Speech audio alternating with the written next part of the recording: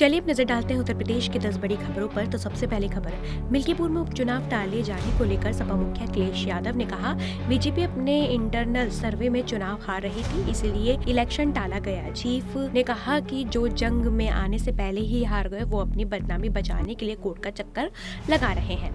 बहराइच हिंसा को लेकर सपा प्रमुख अखिलेश यादव ने सरकार पर निशाना साधा है। उन्होंने सवाल पूछते हुए कहा कि अगर इतना बड़ा आयोजन था तो फिर वहां पुलिस सुरक्षा क्यों नहीं थी? वहां पुलिस और प्रशासन अन्याय कर रहा है।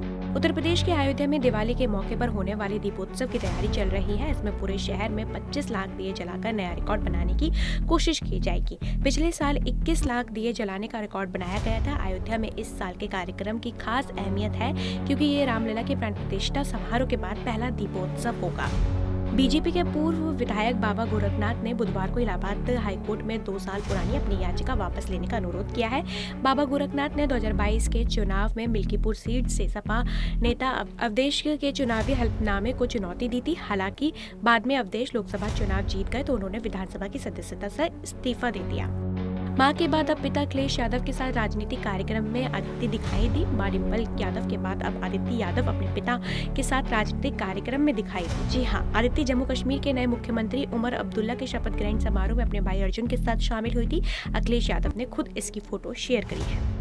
अयोध्या की मिल्कीपुर सीट पर उपचुनाव टाले जाने के बाद सपा सांसद अवधेश प्रसाद की प्रतिक्रिया सामने आई है। उन्होंने कहा है, बीजेपी डरी हुई है, इसलिए बीजेपी के पुराने प्रत्याशी ने कोर्ट में अपनी याचिका वापस नहीं ली। जब मैंने इस्तीफा दे दिया तो ये उनकी नैतिक जिम्मेदारी थी कि वे अपनी याचिका वापस ले लें। बलिया जिले के मनियर में सामूहिक विवाह योजना में हुई धांधली के मामले में शासन ने नवनागर के बीडीओ देवेंद्र नाथ को निलंबित कर दिया है, जबकि इसी महीने की 31 तारीख को उनकी सेवानिवृत्त हुई थी। इस संबंध में शासन का पत्र जिला प्रशासन को मिला है। इसकी पुष्टि विकास अधिकारी ओजस्वी राज ने की है।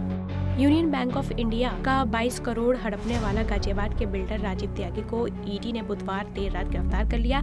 साइन कंस्ट्रक्शन एवं बिल्डर्स के संचालक राजीव त्यागी को ईडी ने पूछताछ के लिए राजधानी स्थित जोनल कार्यालय बुलाया था, जहां जांच में सहयोग नहीं करने पर उसे गिरफ्तार कर लिया गया। IMS-BHU में रेजिडेंट की हड़ताल तीसरे दिन भी जारी रही। इस दौरान ओपीडी में मरीजों की भीड़ देखने को मिली। लोग डॉक्टर के पास अपना पर्चा जमा करके अपनी बारी का इंतजार कर रहे थे।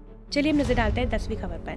समाजवादी पार्टी के अध्यक्ष अखिलेश यादव ने महाराष्ट्र विधानसभा चुनाव में सपा की भागीदारी में कहा कि हमारी कोशिश है कि हम वहां इंडिया गठबंधन साथ मिलकर चुनाव लड़ें। पिछली बार हमारे 2 विधायक थे, हमें उम्मीद है जहां हमारे 2 विधायक थे वो हमें सीटें ज्यादा देंगे और अब हम पूरी मजबूती के साथ इंडिया गठबंधन के साथ खड़े हैं।